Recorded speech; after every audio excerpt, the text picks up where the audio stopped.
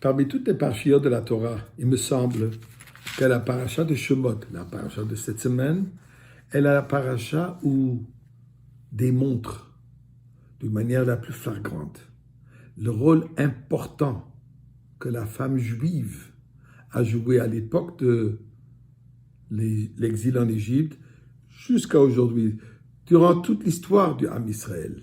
Mais regardons un peu ce qu'on raconte dans la paracha de cette semaine.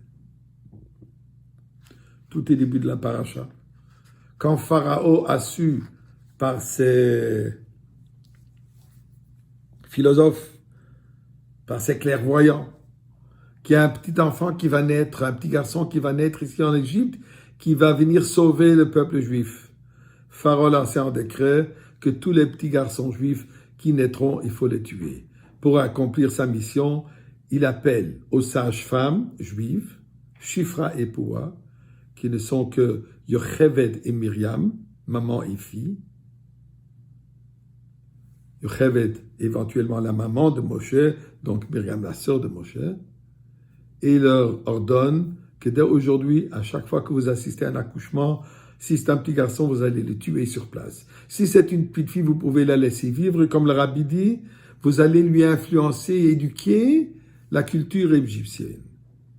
D'une manière ou d'autre, détruire entièrement le peuple juif. Yocheved et Myriam, bien sûr, n'ont pas écouté, n'ont pas exaucé la volonté de Pharaon. Et quand il a fait appel à elles ont répondu, désolé, les femmes juives n'ont pas besoin de sages-femmes, elles accouchent seules. Elles se sont consacrées, elles se sont mises en danger pour assurer la continuité du peuple juif.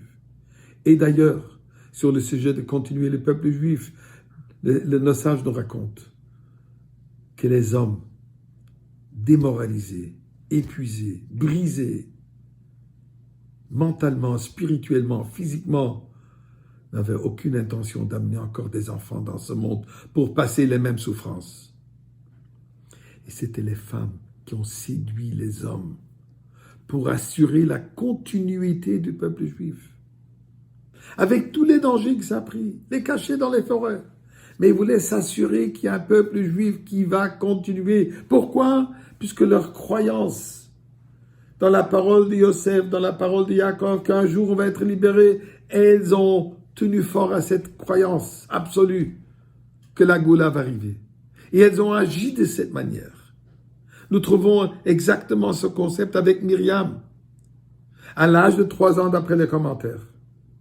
Elle dit à son père, quand Amram a divorcé sa mère, Yocheved, dû au fait du décret de Pharaon de tuer les enfants, Myriam dit à son père, mais tu es pire que Pharaon.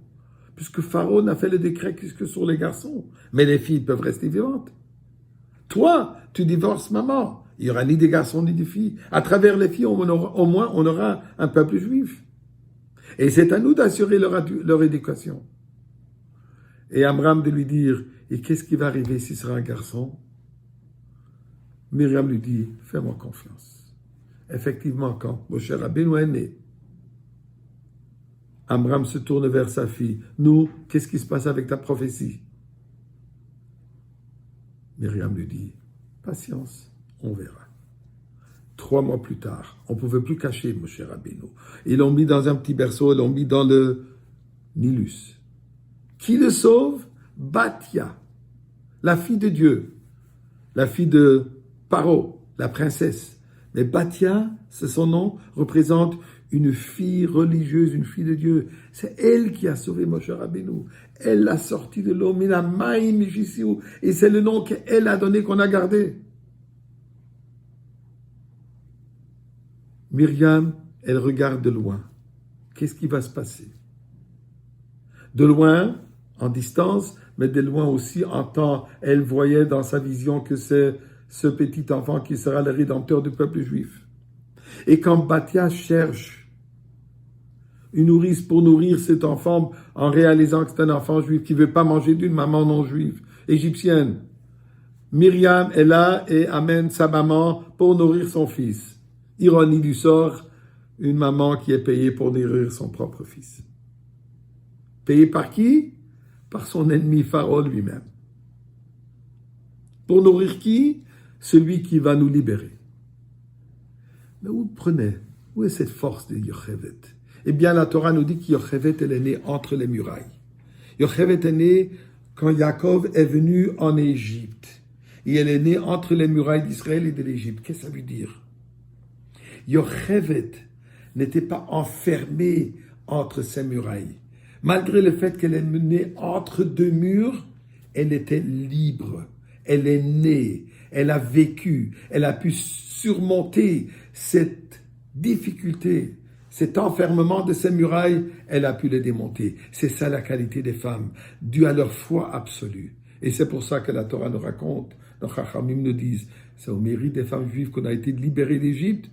Ainsi, nous allons être libérés de ce galout grâce aux femmes religieuses qui ont cette foi, émouna absolue dans la venue de Mashiach.